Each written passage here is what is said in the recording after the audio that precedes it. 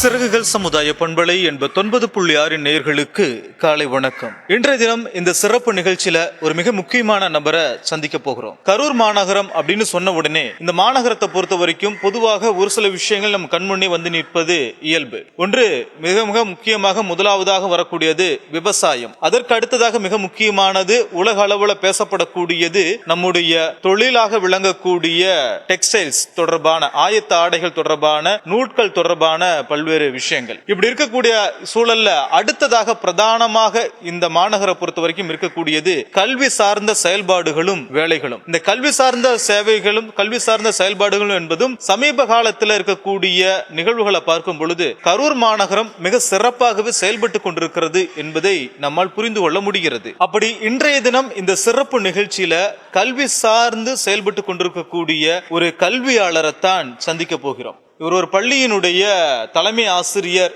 என்பதும் ஒரு மிக முக்கியமானது. பன்னெடுங்காலமாக இந்த கல்வி சார்ந்த செயல்பாடுகளை தொடர்ந்து ஈடுபட்டு கொண்டிருப்பதும் மிக முக்கியமாக நல்லாசிரியர் விருதும் பெற்றிருக்கக்கூடியவருமான நல்லாசிரியர் திரு பத்மநாபன் அவர்களை சந்திக்க போகிறோம். நாம் அவரை சந்திப்பதற்காக வந்திருக்கக்கூடிய இடம் ரொம்ப அழகான அற்புதமான இடம். இயற்கை சார்ந்து பயணிக்கக்கூடிய இடம். ஒரு கிராமப்புறத்தில் இருக்கக்கூடிய தனிமையாக ரொம்ப அமைதியாகவும் இருக்கக்கூடிய ஒரு இடத்தில் தான் ஒரு பள்ளி அமைந்திருக்கிறது. நம்முடைய உப்பிடமங்கலத்திற்கு அருகில் இருக்கக்கூடிய KSV மெட்ரிகுலேஷன் பள்ளியினுடைய தலைமை ஆசிரியரும் நல்லாசிரியருமான திரு பத்மநாபன் அவர்களைத்தான் இன்றைய தினம் சிறப்பு நிகழ்ச்சியில சந்திக்க போகிறோம். அவரை சந்திக்கலாம். சார் வணக்கம். வணக்கம் சார். என்னுடைய பெயர் பத்மநாபன். கரூர் சரஸ்வதி வித்யாலயா மேல்நிலைப் பள்ளியினுடைய தலைமை ஆசிரியராக கடந்த 13 ஆண்டுகளாக இங்கு பணியாற்றி வருகின்றேன். என்னுடைய சொந்த ஊர் கரூர் மாவட்டத்தில் உப்பிடமங்கலத்திலிருந்து சேங்கல் செல்லக்கூடிய வழியில் இருக்கக்கூடிய லட்சுமணம்பட்டி அப்படிங்கிற ஊர் தான் என்னுடைய சொந்த ஊர். சாதாரண ஒரு விவசாய குடும்பத்தில் பிறந்த நான் 2009 ஜூன் மாதமே சொந்தமாக என்னுடைய நண்பர்கள், என்னுடைய உறவினர்கள் இவர்களோடு சேர்ந்து கிராமப்புறத்திலே ஒரு பள்ளியை துவங்க வேண்டும் என்ற உயர்ந்த நோக்கத்திலே கிராமப்புற மாணவர்களுக்கு நல்லதொரு கல்வியை வழங்க வேண்டும் என்ற எண்ணத்தில் ஒரு சிறிய குழுவாக ஒன்றிணைந்து உப்பிடமங்கலத்திற்கு அருகில் ஜெகதாபிக்கு அருகாமையில் துளசி கொடும்பு என்ற ஊரில் Karur Saraswathi Vidyalaya nursery and primary மற்றும் உயர்நிலைப் பள்ளியை 2009 ஜூன் மாதம் நாங்கள் துவங்கினோம். அதன் பிறகு 2011ஆம் ஆண்டு அது மேல்நிலைப் பள்ளியாக தரம் உயர்த்தப்பட்டு தொடர்ந்து இன்றைய நாள் வரை 13 ஆண்டுகளாக அந்த பள்ளியானது மிகச் சிறப்பாக நடைபெற்று வருகிறது.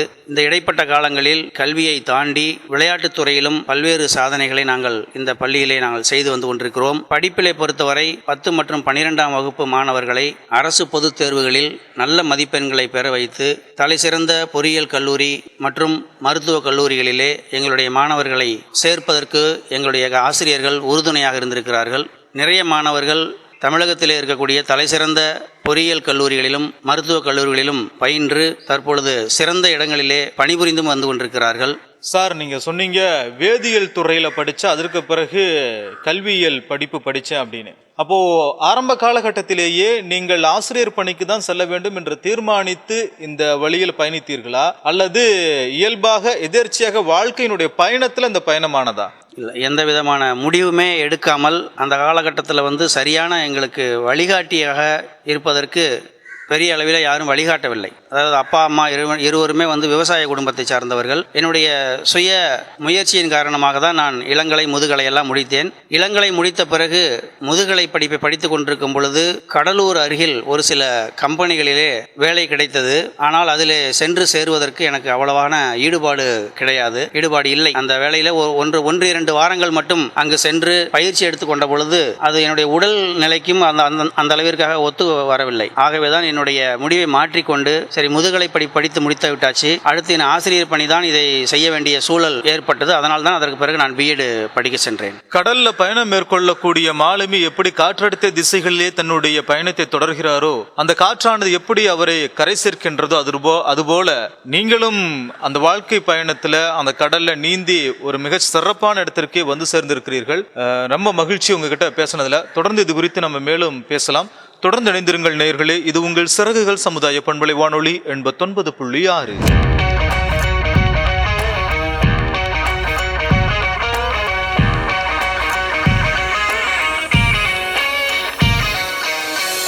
இது வஞ்சி மாநகர் முழுவதும் வாஞ்சியோடு ஒலித்துக் கொண்டிருக்கக்கூடிய சிறகுகள் சமுதாய பண்பலை வானொலி 89.6. இன்றைய தினம் சிறப்பு நேர்காணல் வந்து கொண்டிருக்கிறது. நல்லாசிரியர் பத்மநாபன் அவர்களை சந்தித்துக் கொண்டிருக்கிறோம். தொடர்ந்து அவர்கிட்ட நம்ம பேச போறோம். சார், இப்போ நீங்க வாழ்க்கையினுடைய பயணத்துல ஒரு ஆசிரியர் பணிக்கு வந்துட்டீங்க. ஆனா தெரிஞ்சோ தெரியாமலோ ஒரு பணியை ஏற்படும் போது கடமைக்கு செய்வது ஒன்று உண்டு, கடமைதான் என்று செய்வது ஒன்று உண்டு. நீங்கள் இது எனது கடமை என்று செயல்புரிந்திருக்கிறீர்கள் அப்படின்னு புரிந்து கொள்ள முடிகிறது. நல்லாசிரியர் விருது நீங்க பெற்றிருக்கும் பொழுது, இந்த விருதுகள் அனைத்தும் தாண்டிய பிறகு ஒரு ஆசிரியர் எப்படி இருக்க வேண்டும், எப்படி இந்த சமூகத்திற்கு தன்னுடைய பங்களிப்பை அளிக்க வேண்டும்? அதாவது முதல்ல இந்த நல்லாசிரியர் விருது ஒருவருக்கு வழங்கப்படுகிறது என்றால் அது தனிப்பட்ட அந்த ஒரு மனிதனுடைய, அந்த ஒரு நபரினுடைய உழைப்பினால் மட்டும் கிடைத்ததாக நான் கருதவில்லை. ஏனென்றால் ஒரு பள்ளியினுடைய தலைமை ஆசிரியருக்கு கிடைக்கக்கூடிய அந்த வெற்றியானது அவருடைய உழைப்பினால் மட்டுமே அவருக்கு கிடைப்பது கிடையாது. அதற்கு பின்பால் அவர் பணிபுரிந்த இடத்திலே அவருடைய தலைமையின் கீழ் பணியாற்றக்கூடிய ஆசிரிய பெருமக்களினுடைய எல்லையில்லா உழைப்பு, மாணவர்களினுடைய அயராத படிப்பு, அந்த நிறுவனத்தை சார்ந்தவர்கள் அவருக்கு கொடுக்கக்கூடிய ஒத்துழைப்பு, இவை அனைத்தும் சிறப்பாக இருக்கும் பட்சத்தில் மட்டுமே வெற்றி கிடைக்கும். அவ்வாறு கிடைத்த வெற்றிகளினுடைய அடிப்படையில் தான் ஒரு ஆசிரியருக்கு விருதுகள் வழங்கப்படுகிறது. அந்த வகையிலே எனக்கு கிடைத்த அந்த விருதிற்கு காரணமாக இருந்த அத்தனை பேருக்கும் இந்த நேரத்தில் நான் நன்றி சொல்ல கடமைப்பட்டுள்ளேன். நிறைய மாணவர்கள் நம்மிடத்தில் கல்வி பயில வருகிறார்கள். பெற்றோர்களிடம் இருப்பதை விட மாணவர்கள் பள்ளியிலே ஆசிரியர்களிடம் அதிகமான நேரத்தை செலவு செய்கிறார்கள். இப்பொழுது இருக்கக்கூடிய ஆசிரியர் சமூகமானது சற்றேறக்குறைய ஒரு 10-15 ஆண்டுகளுக்கு முன்பாக இருந்த அந்த ஆசிரியர் சமூகத்தை போல இல்லாமல் சற்றே மாறுபட்டு காணப்படுவது சற்று வருத்தம் அளிக்கக்கூடிய விஷயம்தான். ஏனென்றால் தனியார் பள்ளிகளை பொறுத்தவரை ஒரு ஆசிரியர்களுக்கு அரசு பள்ளிகளுக்கு கொடுக்கக்கூடிய அளவிற்கு இணையான ஊதியம் வழங்கப்பட இயலாத காரணத்தால் அந்தந்த பள்ளிகளினுடைய சூழலுக்கு ஏற்ப அவர்களுக்கு ஊதியம் வழங்கப்படுகிறது. அவ்வாறு வழங்கும் பட்சத்தில் சற்று அதிகமான ஊதியம் கிடைக்கிறது என்பதற்காக ஆசிரியர்கள் தங்களுடைய நிலையை மாற்றிக்கொண்டு உடனடியாகவே வேறு பள்ளிகளுக்கு சென்று விடுகிறார்கள். இது போன்ற நிலைகள் ஏற்படும் பொழுது அவர்களிடம் ஒப்படைக்கப்பட்டுள்ள மாணவர்களினுடைய எதிர்காலம் மிகப்பெரிய கேள்விக்குறியாகிறது.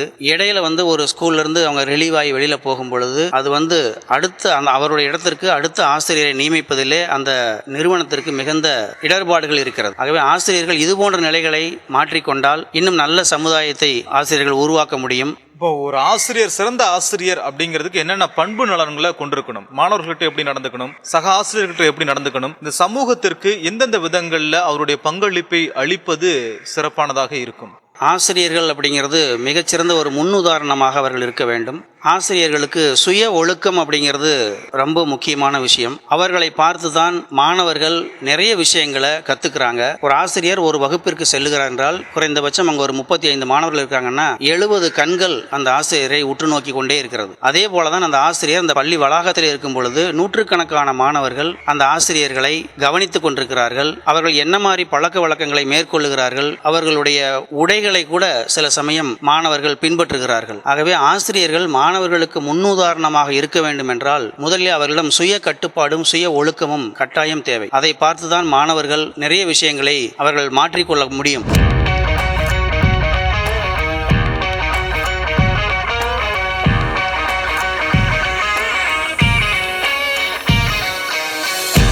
தற்போது இருக்கக்கூடிய இளைஞர்களாக இருக்கக்கூடிய மாணவர்களிடம் ஏற்படக்கூடிய அந்த ஒழுக்கம் சார்ந்த விஷயங்கள் தான் பின்னாளிலே அவர்கள் வளர்ந்த பிறகு சமூகத்தில் எதிரொலிக்கக்கூடிய விஷயங்களாக மாறி போகின்றன. அது நல்லவையாக இருந்தாலும் சரி, அல்லவையாக இருந்தாலும் சரி. சிறப்பா சொன்னீங்க. ஆனா அதே வேளையில ஆசிரியர் பணி என்பது எவ்வளவுக்கு எவ்வளவு மகத்தான பணியோ, எவ்வளவுக்கு எவ்வளவு இந்த சமூகத்திற்கு தேவையான பணியோ, அதே அளவுல ஆசிரியர்களுக்கான இடர்பாடுகளும் இங்க கல்வி சூழல்ல நிகழ்வதை மறுக்க முடியாது. அப்படி என்னென்ன இடர்பாடுகள் ஒரு ஆசிரியராக, நீங்க ஒரு ஆசிரியராக இருந்திருக்கிறீங்க, ஒரு தலைமை ஆசிரியராக இருக்கிறீங்க, ஒரு நிர்வாகியாகவும் இருக்கிறீங்க, இப்படி முத்தளத்துல நீங்க பயணிக்கிறதுனால உங்ககிட்ட இருந்த அந்த பதில் மிக சரியானதாக எங்களுக்கு கிடைக்கும் என நம்புகிறதுனால கேட்கிறோம். ஆசிரியர் பணிகள் இருக்கக்கூடிய மிக முக்கியமான பிரச்சனைகள் அல்லது அவர்களுக்கு ஏற்படக்கூடிய கடினமான சூழல்கள் என்னென்ன? தற்பொழுது இந்த மீடியாக்கள் மூலமாக ஆசிரியர்கள் அங்கொன்றும் இங்கொன்றுமான தவறுகள் செய்யக்கூடிய ஆசிரியர்களை எல்லாம் வெளிச்சத்திற்கு கொண்டு வந்து காட்டுகிறார்கள்.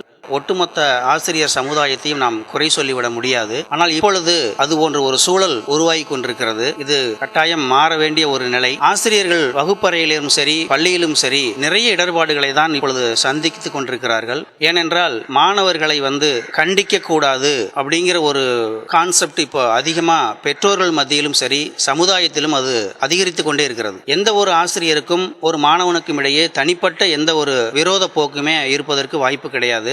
வீடுகளிலே குழந்தைகள் தவறுகள் செய்யும் பொழுது அவர்களுடைய பெற்றோர்கள் எப்படி அவர்களை தண்டிக்கிறார்களோ கண்டிக்கிறார்களோ அதே போலதான் ஆசிரியர்களும் வகுப்பறையிலே மாணவர்கள் தவறுகள் செய்யும் பட்சத்தில் அவர்களை திருத்துவதற்காக நல்வழிப்படுத்துவதற்காக அவர்களுக்கு சில இடங்களிலே சில பனிஷ்மெண்ட்டுகளை கொடுக்கிறார்கள். ஆனால் அதை இன்றைய பெற்றோர்களும் சரி மாணவர்களும் சரி ஏற்றுக்கொள்ளக்கூடிய மனநிலையிலேயே இல்லை.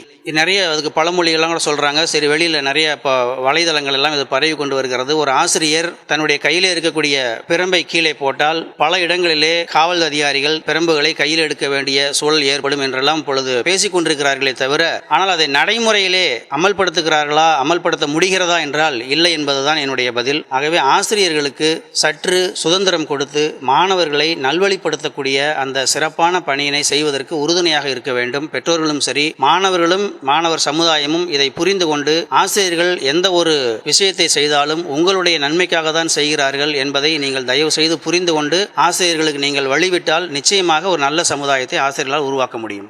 ரொம்ப சிறப்பாக சொன்னீங்க. இந்த உலகத்துல ஒரு மாணவனை, ஒரு பெண் குழந்தை, ஒரு ஆண் குழந்தையை கண்டிக்கிறது பாத்தீங்கன்னா பெற்ற தாய் தகப்பனாக இருக்கும். அதற்கு அடுத்தது உறவு சார்ந்த விஷயங்களாக இருக்கும். அதையும் மிஞ்சி போனோம்னா ரத்தம் சார்ந்த சொந்த பந்தங்களாக இருக்கும். ஆனா இவை எந்தவித தொடர்பும் இல்லாமல் ஒரு மாணவன், ஒரு குழந்தை நல்லா வளரணும், நல்ல பெரிய ஆளா ஆகணும், இவன் நல்ல பெரிய வளர்ந்து நிறைய சம்பாதிக்கணும், நிறைய பேரும் புகழும் பெறணும், இந்த சமூகத்தில் நல்ல மனிதனாக வளர வேண்டும் என்று இவர்கள் அத்தனை பேரையும் தாண்டி இருக்கக்கூடிய ஒரு நபர் யாருன்னு கேட்டீங்கன்னா அது கண்டிப்பாக ஆசிரியராகத்தான் இருக்கு. நான்லாம் நிறைய அடி வாங்கியிருக்கிறேன் சார். பெரம்பு குச்சி எல்லாம் வெளுக்க உடைய அடி வாங்கியிருக்கிறேன். குச்சி உடைச்சிட்டு வந்து கொடுத்ததுக்காகவும் அடி வாங்கியிருக்கிறேன். இந்த மாதிரி எல்லாம் அடி வாங்கியிருக்கிறோம், அடி வாங்காமல. ஆனா அடி வாங்கின விளைவுகளை இப்பொழுது மீண்டும் அந்த அடித்த ஆசிரியரை திருப்பி பார்க்கும் போது அவர் அடிச்சாரா இல்ல முத்தம் கொடுத்தாரா, ஒருவேளை அவர் அடிக்காம இருந்திருந்தா நம்ம நல்லா வளர்ந்திருக்க மாட்டோமோ, நல்லா படிச்சிருக்க மாட்டோமோ அப்படிங்கிற அளவுக்கு இருக்குது. சில நேரங்களில் சில கண்டிப்புகளும் சில தண்டிப்புகளும் அவசியமான ஒன்றாகத்தான் விடுகின்றன. அது திருத்துவதற்காகத்தானே தவிர அவர்களை தண்டித்தாக வேண்டும் என்ற எண்ணம் இல்லை அப்படிங்கிறது ஒரு ஆசிரியரான உங்களுடைய குமுறலாக எங்களுக்கு புலப்படுகிறது. இந்த சமூகத்தின் மீதான அக்கறையும் எங்களுக்கு தெரிகிறது. தொடர்ந்து இணைந்திருங்கள். இது சிறகுகள் சமுதாய பண்பலை 89.6. இது சிறப்பு நேர்காணல். இன்றைய தினம் நல்லாசிரியர் திரு பத்மநாபன் அவர்களை சந்தித்துக் கொண்டிருக்கிறோம்.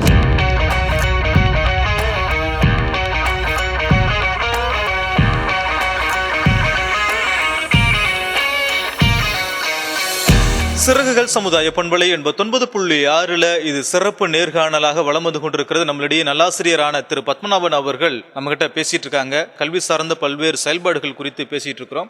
சார், ஒரு ஆசிரியராக மாணவர்கள் மீதான அக்கறையை நீங்க வெளிப்படுத்தினீர்கள். ஒரு ஆசிரியர்கிட்ட கேட்க கூடாதுதான், இருந்தாலும் கேட்கிறேன். நீங்க எப்படி அடி வாங்கி படிச்ச ஸ்டூடெண்டா, அடி வாங்காமையே படிச்ச ஸ்டூடெண்டா?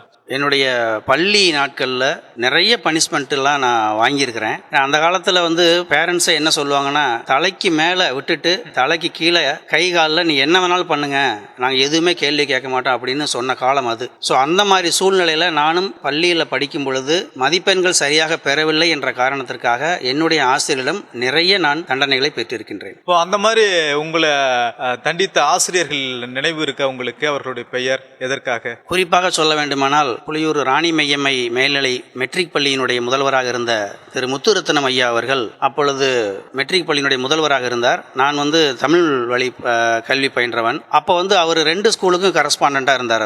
அவர் ரவுண்ட்ஸ் வருவார். அப்படி ரவுண்ட்ஸ் வரும் பொழுது நம்ம ஏதாவது வெளியில நின்றுட்டு இருந்தோம்னா என்ன காரணத்துக்காக நிற்கிறாங்க அப்படின்ட்டு உள்ள இருக்கிற ஆசிரியர்களை கேட்டுட்டு தவறுகள் நம்ம பக்கத்தில் இருக்கும் பட்சத்தில் கண்டிப்பா நிறைய தண்டனை கொடுப்பாரு. அப்படி அவர் எனக்கு நிறைய தடவை அவர்கிட்ட நான் அடி வாங்கியிருக்கிறேன். அதை இன்னைக்கு நான் நிறைய நினைச்சு பார்க்கிறேன். அவர் ஐயா அவர்கள் இன்று நம்மிடையே இல்லாட்டாலும் கூட இவ்வளவு நீண்ட நாட்களுக்கு பிறகு அவரை இந்த இடத்துல நினைவு கூறுவதற்கு மிக்க மகிழ்ச்சி அடைகின்றேன். ஆனா உலகத்திலேயே பக்கத்து வீட்டுக்காரர் நம்ம கிட்ட ஏதாவது ஏண்டான்னு கேள்வி கேட்டா சண்டை போட்டுருவோம், காலத்துக்கு மறக்க மாட்டோம். என்னை எப்படி அவன் சொல்லலான்னு சண்டை போடுவான். ஆனா உலகத்திலேயே அடி வாங்கின அல்ல அடி கொடுத்த அந்த ஆசிரியர் அந்த நிகழ்வை பற்றி நினைச்சு பெருமைப்படக்கூடியது பின்னால ஒரு மாணவருக்கு தான் நிகழும். அந்த அளவிற்கான நினைச்சு பார்க்கக்கூடிய அளவிற்கான ஆசிரியர்கள் இருந்தாங்க. இப்போ நீங்க சொன்னீங்க பெற்றோர்கள் மனநிலை மாறிடுச்சு அப்படின்னு சொன்னீங்க. அது உண்மையிலுமே ஒரு ஒரு விதத்துல வந்து தன்னுடைய குழந்தைகள் மீதான அக்கறை, தன் குழந்தைகள் பாதுகாப்பாக இருக்கணும், துன்புறுத்தக்கூடாது, துன்பப்படக்கூடாது அப்படின்னு ஒரு பெற்றோராக பார்த்தால் அது நியாயமானதாகத்தான் தெரிகிறது. ஆனா ஒரு ஆசிரியராக பார்த்தால் இப்ப சரியாக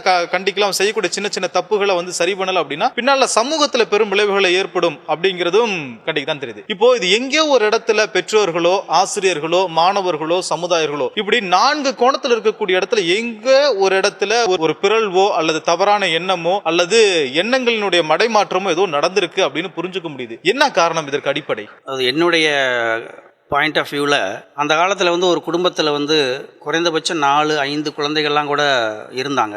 பட் இப்போ இருக்கக்கூடிய குடும்பத்தில் வந்து பார்த்திங்கன்னா அதிகபட்சம் 2, இன்னும் பெரும்பாலான குடும்பத்தில் 1 குழந்தைகள் தான் இருக்கிறார்கள். அப்படிப்பட்ட குடும்பத்தில் வந்து பெற்றோர்கள் வந்து குழந்தைகளின் மீது அதீத பாசத்தை செலுத்துகிறார்கள். அதனுடைய வெளிப்பாடு தான் இது போன்ற செயல்கள்லாம் நம்ம சந்திக்க வேண்டி வருகிறது. பாசம் இருக்க வேண்டிதான், எந்தெந்த விஷயத்தில் பாசமாக இருக்கணுமோ அதில் மட்டும் பாசமாக இருந்துட்டு படிப்பு விஷயத்தில் அவங்கள வந்து கொஞ்சம் கண்ட்ரோல் பண்ணி பேரண்ட்ஸு கொண்டு வரணும். ஆசிரியர்கள் கண்டிப்பதற்கு அவங்க கொஞ்சம் ஒத்துழைப்பும் வழங்கினாங்கன்னா அவங்கள சிறப்பாக கொண்டுட்டு வர முடியும். மாணவர் சமுதாயமும் அதே மாதிரி தான் இப்போ இருக்குது. அதுவும் குறிப்பாக இந்த கொரோனாவிற்கு பிறகு வந்து மாணவர்கள் முற்றிலுமாகவே மாறி பள்ளிக்கு வருகை புரிந்து கொண்டிருக்கிறார்கள். குறிப்பாக அந்த அலைபேசியை பயன்படுத்தக்கூடிய விதம், கொரோனா காலத்தில் பள்ளிகளை திறக்க முடியாத சூழ்நிலை இருக்கும் பொழுது ஆன்லைன் வகுப்புகளுக்காக அந்த அலைபேசியை நாமளே அவர்களுடைய கையிலே திணித்தோம். அது மிகப்பெரிய தவறு என்பது இப்பொழுதுதான் புரிகின்றது. அந்த அலைபேசியிலிருந்து அவர்களால் இன்னும் விடுபட்டு வெளியே வர முடியவில்லை. அதற்கு முற்றிலுமாக அடிமையாகி கிடக்கிறார்கள். இதனால் தான் அவருடைய படிப்பு குறைகிறது. அந்த படிப்பு குறையும் பட்சத்தில் ஆசிரியர்கள் அவர்களை தண்டிக்க முடியவில்லை. இதற்கு பெற்றோர்கள் உங்களுடைய குழந்தைகள் மீது நீங்கள் வைக்கக்கூடிய அந்த பாசம் வேறு விதத்தில் இருக்கட்டும். படிப்பு விஷயத்தில் நீங்கள் கண்டிப்பாக அவர்களிடம் கண்டிப்பை காட்டினால் மட்டுமே அவர்களை நல்ல நிலைக்கு கொண்டு வர முடியும்.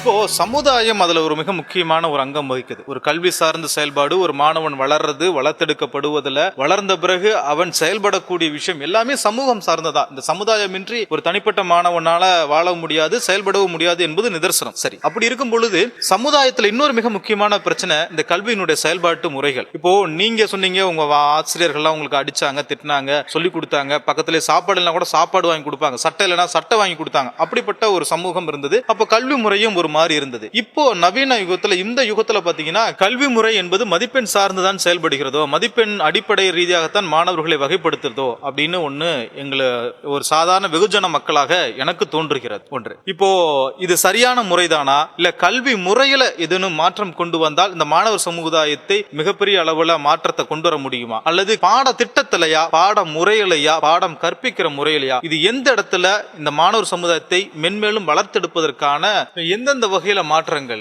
ஒரு நல்லாசிரியர் விருது பெற்ற நபராக, ஒரு தலைமை ஆசிரியராக, ஒரு பள்ளி நிர்வாகியாக, ஒரு ஆசிரியராக, தற்போதும் பணி செய்து கொண்டிருக்கக்கூடிய ஒரு ஆசிரியராக, உண்மையிலே முதல்ல பார்க்கும்போது எங்களுக்கு இருந்தது, உட்கார்ந்திருந்தோம் தலைமை ஆசிரியர் சந்திக்கணும், நல்லாசிரியரை சந்திக்கணும் அப்படின்ட்டு. ஆனா ஒரு ஆசிரியர் வந்து எங்களை கூப்பிட்டார், சார் வாங்க அப்படின்னு கூப்பிட்டார். சரி, ஆசிரியர் வந்து அவர் தலைமை ஆசிரியரை சந்திக்க தான் கூட்டிட்டு போறாரு அப்படின்னு உள்ள போனா, கூட்டிட்டு போன நபர் தான் அந்த சேர்ல உட்கார்ந்தார். எங்களுக்கு ஆச்சரியம், ஓ அப்ப இவரு தான் தலைமை ஆசிரியரா, ஆசிரியருக்காக கொடுக்கப்பட்டிருக்கக்கூடிய சீருடையில் இருக்கிறாரு அப்படின்னு ஒரு எண்ணம். சரி, இப்படித்தான் நம்மளுடைய எண்ணம் வந்து சரியா தவறான்னு கேட்கலான்னு கேட்டா, ஆமாங்க எனக்குன்னு ஒரு வகுப்பு இருக்கு, நான் வகுப்பு எடுத்துக் கொண்டிருக்கிறேன் அப்படின்னு சொல்லும் போது, ஒரு தலைமை ஆசிரியராக ஒரு சீட்ல உட்காந்துக்கிட்டு இருக்கக்கூடிய ஆசிரியர்கள்கிட்ட வேலை வாங்கணும், மாணவர்கிட்ட வேலை வாங்கணும் அப்படிங்கறதெல்லாம் கடந்து போய் ஒரு ஆசிரியராக பணி செய்யும் போது அங்க இருக்கக்கூடிய சூழலை நிச்சயமாக புரிந்து கொள்வதற்கான வாய்ப்புகள், செயல்படுவதற்கான வாய்ப்புகள் அதிகம். இப்படி எல்லா தளங்களிலும் நீங்க செயல்படுறது வெகு சிறப்பு. ஒரு ஆசிரியராக இன்னமும் பணி செய்து கொண்டிருப்பது, ஒரு நிர்வாகியாக இல்லாம பணி செய்து கொண்டிருப்பதை பார்க்கும்போது எங்களுக்கு மகிழ்ச்சி. முதலில் அதற்கு நாங்கள் வந்து உங்களுக்கு வாழ்த்துக்கள் சொல்ல ஆசைப்படுகிறோம். சரி, இப்படி 3 தளங்கள்ல பயணம் செய்து கொண்டிருக்கக்கூடிய நீங்க பார்த்திருக்கக்கூடிய விஷயங்கள், இதுல இருந்து இந்த விஷயங்களை மாற்றனா, இல்ல இப்படி எல்லாம் ஒரு கருத்தாக்கம் வச்சிருப்பீங்களே, இந்த கருத்தாக்கம் செஞ்சோம்னா இது சிறப்பாக அமையும், மாணவர்களுடைய வாழ்க்கை இப்படி நல்லா அமையும் அப்படின்னு ஏதேனும் கருத்தாக்கம் உங்களுக்கு இதுவரைக்கும் தென்பட்டு இருக்கா? முதல்ல நீங்க ஒரு கொஸ்டின் பண்ணீங்களா சார், அதாவது மதிப்பெண்கள் மட்டுமே இல்லாம வேற ஒரு சில விஷயங்களை உள்ள கொண்டுட்டு வரணும் அப்படின்ட்டு. இப்போ எந்த ஒரு கல்லூரிக்கு சென்றாலும் அவர்கள் மதிப்பெண் அடிப்படையில மட்டுமே மாணவர்களுக்கு அந்த சீட்டை வழங்காம பள்ளி நாட்களில் படிப்பை தாண்டி அவர்கள் வேறு ஏதேனும் துறைகளில் சிறந்து விளங்குகிறார்களா, வேறு ஏதேனும் துறைகளில் அவர்கள் பயிற்சி பெற்றவர்களாக தேர்ச்சி பெற்றவர்களாக இருக்கிறார்களா என்பதையெல்லாம் ஆராய்ந்து அந்த விஷயத்துக்கும் இவங்க கொஞ்சம் இம்பார்ட்டன்ஸ் கொடுத்து மார்க்கோட அடிஷனலா அந்த கரிக்குலர் ஆக்டிவிட்டிஸ் சொல்லுவாங்க, அதுக்கும் சேர்த்து இவங்க மதிப்பெண்கள் வழங்கி மாணவர்களை ஊக்கப்படுத்தினால் படிப்பையும் தாண்டி ஒரு சில விஷயங்கள் மாணவர்கள் செய்வதற்கு அது உந்துதலாக இருக்கும். அப்பொழுது அந்த சமுதாய பொறுப்புணர்வு அப்படிங்கிறது மாணவர்களிடம் வளரும் அப்படிங்கிறது என்னுடைய கருத்து. இப்ப ஏற்கனவே பாத்தீங்கன்னா என்சிசி, NSS இருக்கு, ஸ்போர்ட்ஸ்னு விளையாட்டு சார்ந்த பல்வேறு துறைகள் எல்லாம் இருக்கு. இதெல்லாம் ஏற்கனவே இருக்கு. அப்ப நீங்க இது இல்லாம வேற எந்த வகையை குறிப்பிட விரும்புறீங்க? இப்ப NSS, ஸ்கவுட், JRC இதெல்லாம் இருக்குது பள்ளிகள், எல்லா பள்ளிகளிலுமே செயல்படுத்தி கொண்டுதான் இருக்கிறார்கள். அது விருப்பப்படக்கூடிய மாணவர்கள் மட்டுமே அதுல சேர்ந்து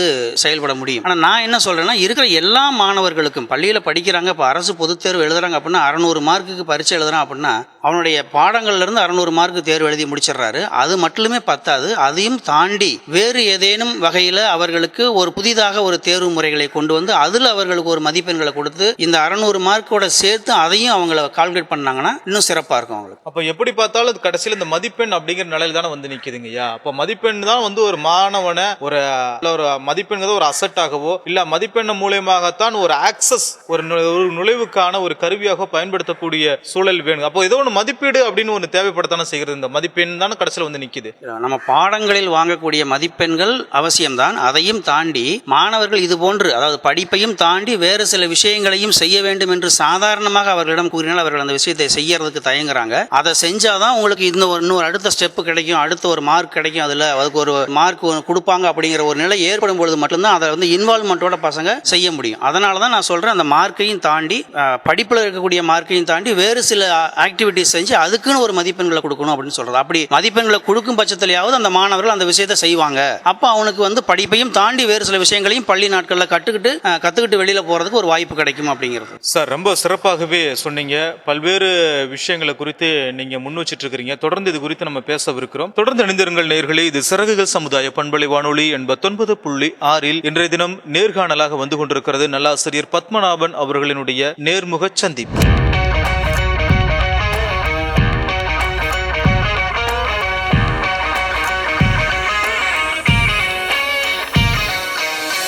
தொடர்ந்து இணைந்திருக்கிறோம். இது சிறகுகள் சமுதாய பண்பலை 89.6. சார், இப்போ நம்ம இடைவெளிக்கு முன்னாடி நம்ம பேசிக்கிட்டு இருந்தோம் மாணவர்களுடைய செயல்பாடு தொடர்பாக. ஆனா உங்களுடைய பள்ளியில, உங்களுடைய அறையில பார்க்கும் பொழுது எங்களுக்கு விருதுகள் நிறைய இருந்தது பார்க்க முடிகிறது மாணவர்கள் சார்ந்து. அப்ப மாணவர்கள் கிட்ட விளையாட்டு சார்ந்த விஷயங்களை நீங்க அதிகமா ஊக்குவிக்கிறீங்க ஒரு ஆசிரியராக அப்படின்னு பார்க்க முடியுது. இப்படி ஆசிரியர்கள் விளையாட்டு சார்ந்த விஷயங்களை ஊக்குவிக்கும் போது கல்வி சார்ந்த செயல்பாடுகள் குறைவதற்கான வாய்ப்புகள் உண்டு, யதார்த்தமாக நடக்கக்கூடிய விஷயம் உண்டு. ஆனால் அதையும் தாண்டி நீங்க ஈடுபடுத்துறதுக்கான காரணம் என்ன? அதன் மூலமாக அந்த கல்வி செயல்பாடு, படிப்பு செயல்பாடுகளை எப்படி அவர்கள் ஈடுபடுறாங்க? எதிர்காலத்துல கல்லூரிக்கு போகும்போது இது எப்படி அவர்களுக்கு கை கொடுக்குது? பொறியியல் துறையாகட்டும் சரி, வேறு துறைகளுக்கு செல்லும் பொழுதும் கவுன்சிலிங் போறோம் அப்படின்னா ஃபர்ஸ்ட் எடுத்தோன்னே ஸ்போர்ட்ஸ் கவுன்சிலிங் தான் நடத்துறாங்க. அப்ப அந்த மாணவர்கள் விளையாட்டுத் துறையில் சிறந்து விளங்கும் பொழுது ஒரு மாநில அளவிலே, மாவட்ட அளவிலே அவர்கள் பங்கு பெற்று அதற்கான சான்றிதழ்களை வைத்திருந்தால் அவர்களுக்கென்று தனியாக சில மதிப்பெண்களை வழங்குகிறார்கள். அந்த மதிப்பெண்கள் மூலமாக அவர்கள் பள்ளிகளிலே பெற்ற மதிப்பெண்களை சேர்த்து அந்த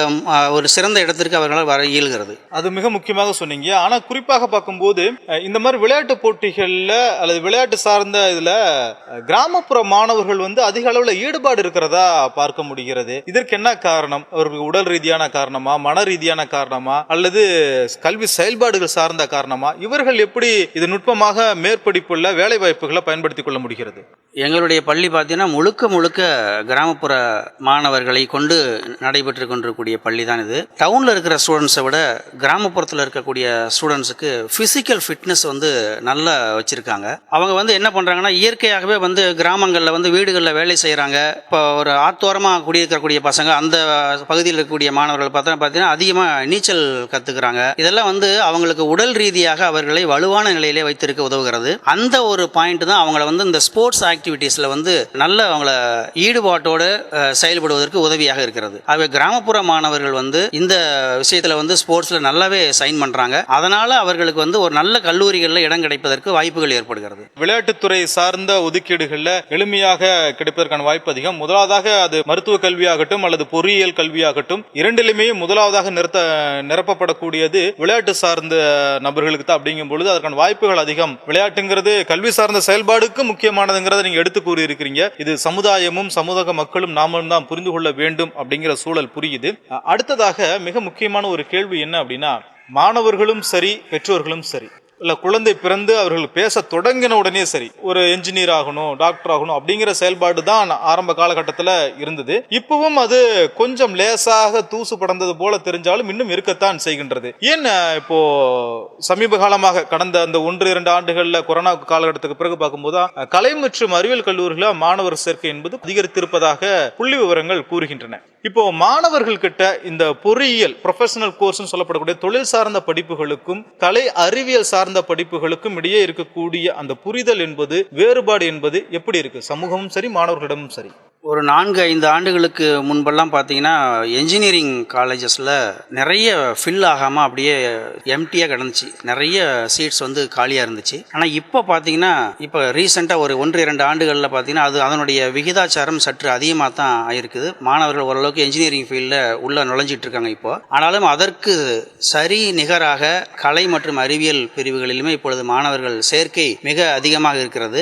இதற்கு என்ன காரணம் அப்படின்னா, ஒரு டிகிரி முடிச்சிட்டோம் அப்படின்னா நிறைய இப்போ அரசு வந்து டிஎன்பிஎஸ்சி மூலமாக நிறைய தேர்வுகளை இப்போ வைக்கிறாங்க. நிறைய துறைகளுக்கு ஆட்களை புதிதாக நியமனம் செய்வதற்காக தேர்வுகள் நடத்துகிறாங்க. அந்த தேர்வுகள் எல்லாம் கலந்து கொள்வதற்காக, அந்த தேர்வுகளில் கலந்துக்கணும்னா குறைந்தபட்சம் ஒரு இளங்கலை படிப்பை அவங்க படித்து முடிச்சிருக்கணும். அதனால் மாணவர்கள் என்ன செய்கிறாங்க அப்படின்னா, முழுக்க என்ஜினியரிங் ஃபீல்டில் போயிட்டு வேலை வாய்ப்பு கம்மியாயிடுச்சுன்னா என்ன பண்ணுறது அப்படிங்கிற எண்ணத்தில் இப்போ கலை அறிவியல் பிரிவுக்கு அவங்க மாறுறதுக்கு முயற்சி செஞ்சுட்டு இருக்காங்க. நிறைய மாணவர்கள் இப்போ கலை அறிவியல் பிரிவு தான் போயிட்டு இருக்கிறாங்க. இப்போ குறிப்பாக அந்த வணிகவியல் படிக்கக்கூடிய மாணவர்களுடைய எண்ணிக்கை பார்த்தீங்கன்னா இப்போ ரொம்ப அதிகமாகிட்டு இருக்குது.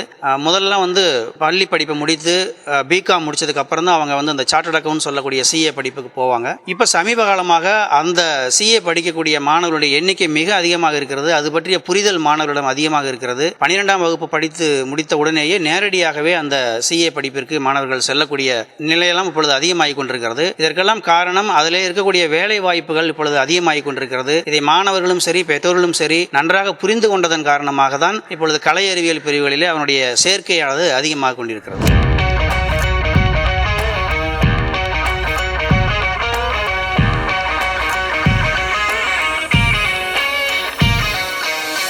மிக முக்கியமாக உங்களிடம் இன்னொரு கேள்வி கேட்க வேண்டும் என்று நினைத்தேன்.